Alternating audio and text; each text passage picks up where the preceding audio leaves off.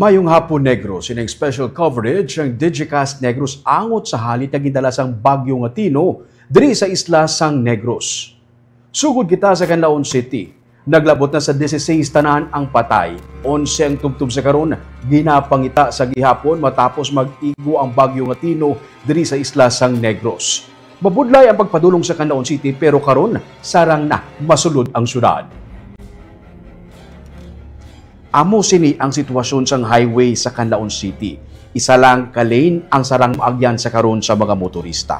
Ang isa ka lane may nagatinumpok nga mga bato. Ang iban diri do parehas kadalagko sang mga salakyan. May mga lunang kag puno sang kahoy sa igad sang dalan. May mga salakyan nga nahalid bisan diin. Ini matapos nga mag-awas ang tubig sa suba sang ginbalabagan sa mga dalagko nga puno sang kahoy nga naanod halin sa bulkan Canlaon. Gani ang mga bato kag ang mga tubig nagrekta sa mga pamalay, mga commercial establishments, pati na sa dalanon.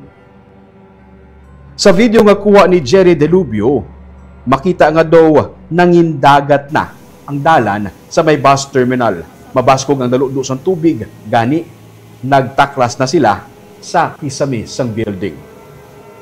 Matapos ang baha, napulo ka mga bus ang nalubong sa lunang.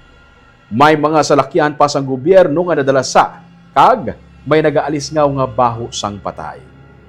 Sa unahan sang bus station, ang balay nanday Sarah Jane Diaz. Si Sarah Jane nakaluwas kaupo ni duha ka mga menor de edad nga mga anak pero ang 8 ka miyembro sang iya nga pamilya nagkalamatay kay ginsulod sang baha kag bato ang ila nga balay.